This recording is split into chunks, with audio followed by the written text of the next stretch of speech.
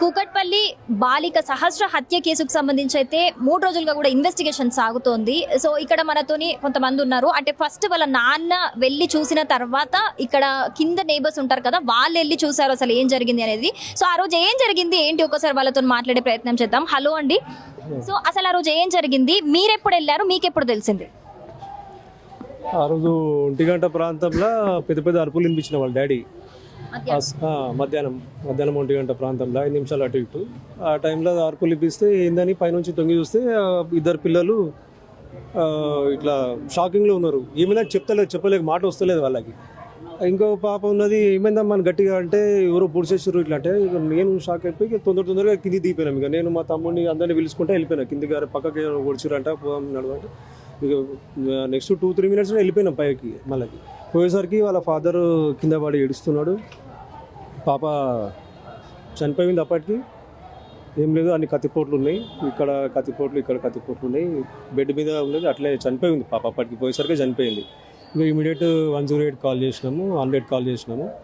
ఈ కొంతసేపటికి వచ్చింది. వాళ్ళు చూసి వాళ్ళు కూడా చెప్పారు ఆల్రెడీ చనిపోయి కూడా 1.5 hour దాకా అవుతుంది అని చెప్పి వాళ్ళు కూడా చెప్పారు. ఇంకా తర్వాత పోలీసులు వచ్చారు, అందరు వచ్చేసినారు. అంటే మీకు ఆ రోజు అంటే రోజు రొటీన్ ఇక్కడ చూస్తే గనక మీకు ఏరియా అలవాటు అయ్యే ఉంటుంది. సో ఆ రోజు ఎవరైనా కొత్త పర్సన్ ఎవరైనా అనుమానంగా ఎవరైనా కనిపించారా? లేదు మేడం, ఆ రోజు ఎవరేం కనపడలేదు. వాళ్ళు కూడా ఎవరి పనుల మీద వాళ్ళు చేసుకుంటారులే. ఇప్పుడు ఈ గల్లీ ఉంది కదా, ఇది డెడ్ ఎండ్. ఇది ఇక్కడ సేఫ్గా ఆడుకుంటారు పిల్లలందరూ. అందరూ ఇట్లా ఫ్రీగా ఇచ్చేస్తాం మేము పిల్లల్ని ఇక్కడ. ఎందుకంటే ఇక్కడికి వస్తే మళ్ళీ ఇట్లే వెళ్ళాలి, బయటికి వెళ్ళాలి, అటు పోవడానికి లేదు ప్లేస్. అట్లా మాకు ఇది సేఫ్టీగా పిల్లలు మంచిగా ఆడుకుంటారు ఇక్కడ. అందరూ పిల్లలు వదిలేసి ఎవరి పనులు వాళ్ళు చేసుకుంటారు, అంత సేఫ్టీగా ఉంటారు. ఇక్కడ కొంతమంది గంజాయి బ్యాచ్ ఉంది, గంజాయి తిరుగుతారు అంటే అన్ని వాస్తవాలు ఫేక్ మాటలు, అన్ని తప్పుడు మాటలు అవి. సో ఇప్పుడు ఆ పాప ఆ కార్నర్ లో పైన పెంట్ హౌస్ లో వాళ్ళు ఉంటున్నారు కదా. సో ఒకవేళ ఏమైనా జరిగినా చిన్నగా ఏమైనా మనకి అరిచినా మనకు వినిపిస్తుంది. మరి అన్ని కత్తిపోట్లు అంటే చాలా అరిచి ఉంటది, ఏ అరుపు కూడా మీకు వినిపించలేదా? మాకు వినిపించలేదు. అయితే మా దాంట్లో ఉన్న ఒక పిల్లడు 10th క్లాస్ పిల్లగానికి నాన్న డాడీ డాడీ డాడీ అని సౌండ్ వినిపించిందంట. ఆ పిల్లగాడు బయటకు వచ్చి తొంగి చూసి ఎవరు లేకపోయేసరికి మళ్ళీ లోపలికి అయిపోయాడంట. ఇక్కడే పక్కింట్లోనే ఉంటాడు ఆయనకు సౌండ్ వచ్చిందంట. ఆయన కూడా బయటకు వచ్చి చూస్తే ఎవరు కనిపించలేదు. తర్వాత ఆయన వెళ్ళిపోయాడు లోపలికి. తర్వాత 12 ఆయన వచ్చిన తర్వాత 1 గంట ప్రాంతాలనే సౌండ్ వచ్చింది, అందరం బయటకు వెళ్ళిపోయినాం ఇంకా అక్కడ చూడడానికి. అంతే, వినిపించలేదు, సౌండ్ ఏమి వినిపించలేదు. ఎందుకంటే నేను కూడా ఇంట్లోనే ఉన్నా కాబట్టి ఏమి వినిపించలేదు.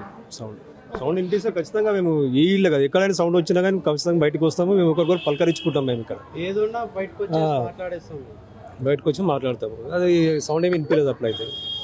ఇక్కడ చూస్తే ఏరియాలో సీసీటీవీ అనేది చాలా తక్కువ కనిపిస్తుంది, సరౌండింగ్స్ ఎక్కడ లేదు. బట్ ఇక్కడ కార్నర్ లో ఒక సీసీటీవీ కనిపిస్తుంది. సో అదేమైనా చెక్ చేశారా మీకు ఇది జరిగిన తర్వాత? మీకు తెలిసి చెక్ చేస్తున్నారు, పోలీసు వాళ్ళు చూస్తున్నారు. వాళ్ళు అది చెక్ చేసి లేదు, వాళ్ళు పోలీసు వాళ్ళే చూస్తున్నారు. పిలిచినప్పుడు మేము ఐడెంటిఫై చేస్తున్నాము, వస్తున్నాం. కానీ కొత్త వ్యక్తులు అయితే ఎవరేమో కనపడలేదు. ఒకటి మన నిన్న అదే బిల్డింగ్లో ఉన్న 2nd ఫ్లోర్ అతన్ని ఒక ఆయన తీసుకుపోయారు పోలీసు, అనుమానిస్తున్నారు చెప్పేసి. ఆయననే మర్డర్ చేసిందని చెప్పేసి కొన్ని ఛానల్స్లో వేస్తున్నారు. అది రాంగ్ ఇన్ఫర్మేషన్. అది అంటే పోలీసు వాళ్ళు కన్ఫామ్గా ఏం చెప్పలేదు. ఆయన అనుమానం అని చెప్పి తీసుకుపోయినారు. పాపం ఆయన ఫోటోతో సహా వేసి పాపం ఆయనను ఇది చేస్తున్నారు. ఓకే, ఆయన చేస్తే కన్ఫామ్ అయితే చేసుకోండి, కానీ కన్ఫామ్ చేయకముందు వేయడం కూడా కరెక్ట్ కాదు కదా. మళ్ళీ ఈరోజు పొద్దున ఓనర్సే చేసిరంట అని ఈరోజు కొన్ని ఛానల్స్లో వస్తున్నాయి, ఓనర్సే చేసిరంట అని చెప్పేసి. అదంతా ఫేక్, వాళ్ళని బదనాం చేసినట్టే కదా. అది కొంచెం అంటే నిజమేదో తెలుసుకొని చేస్తే బాగుంటుంది. ఇప్పుడు మీడియా సపోర్ట్ ఉండాలి. మాకు కూడా, మేము కూడా మా పనులను ఆపుకొని ఉంటాం. వాడు ఇంత తొందర దొరికితే మేము కూడా అంత తొందరగా మా పనులు మేము చేసుకుంటాం ఫ్రీగా. మా పనులు మేము కూడా చేసుకోలేకపోతున్నాము. ఎందుకంటే పోలీసులు పిలుస్తున్నారు, ఎంక్వైరీలు చేస్తున్నారు, మాకు టైంకు ఏం లేకుండా అవుతుంది. వాళ్ళు తొందరగా దొరకాలి, వాడిని శిక్ష పడాలి. మాకు అప్పుడు నిమ్మలం, కానీ ఖచ్చితంగా దొరకాలని కోరుకుంటున్నాము. దొరకాలని శిక్ష పడాలి. మీరు కూడా ఈ గల్లీలోనే ఉంటారు కదా, పక్కనే మా అన్నయ్య మీరు మాట్లాడింది. సో మీరు కూడా వెళ్ళారా ఆ టైంలో? అయితే ఇన్సిడెంట్స్ జరిగిన టైంకి అరౌండ్ 1 o'clock ఆ టైంకి గట్టిగా ఏడుపు శబ్దం వినిపిస్తే ఏందబ్బా అని అక్కడికి వెళ్ళి చూసేసరికి పాప బెడ్ మీద అట్లనే పండుకొని ఉంది, అన్కాన్షియస్, చనిపోయింది అప్పటికే.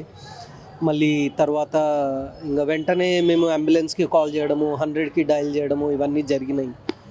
సో ఇప్పుడు సీసీటీవీ ఫుటేజ్ అన్నారు, అది పోలీస్ వాళ్ళు డీటెయిల్గా చూస్తున్నారు.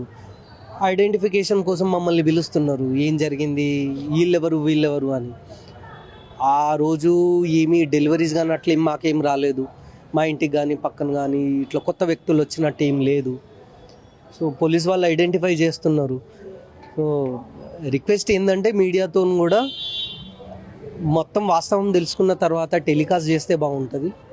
ఎందుకంటే అందరికీ సొసైటీలో వాళ్ళ సెల్ఫ్ రెస్పెక్ట్ ఉంటుంది.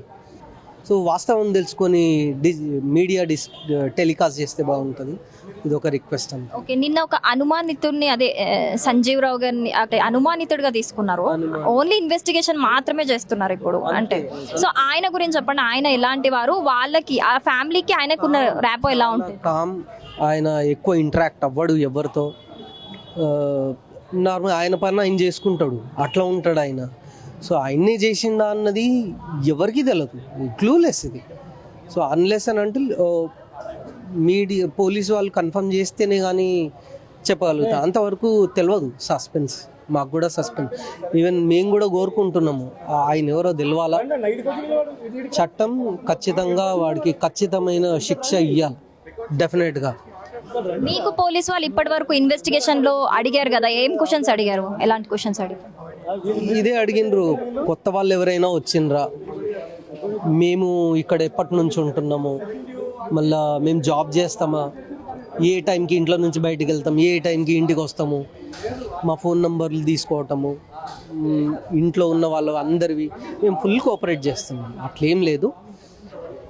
సో మేము కూడా అదే అనుకుంటున్నాం, ఐడెంటిఫై చేయాలి, కల్పరేట్ ఎవరో ఐడెంటిఫై చేయాలి. అది సో మొత్తంగా ఇక్కడ సహస్ర ఇంటి దగ్గర వాతావరణం అయితే, హత్య జరిగిన ప్లేస్ దగ్గర వాతావరణం అయితే చాలా గందరగోళంగా కనిపిస్తుంది. ఎందుకంటే గత 3 రోజుల నుంచి కూడా ఇక్కడ పోలీసులు వచ్చి ఒక 5 బృందాలుగా డివైడ్ అయ్యి కూడా 5 బృందాలుగా ఏర్పడి కూడా ఇక్కడ పోలీసులు ఇన్వెస్టిగేషన్ చేయడం జరుగుతుంది. సో ఇక్కడ నేబర్స్ని అలాగే ఇక్కడ మనం చూసుకోవచ్చు, ఈ గల్లీలో అక్కడ డెడ్ ఎండ్లో ఆ బిల్డింగ్లో జరిగింది అక్కడ.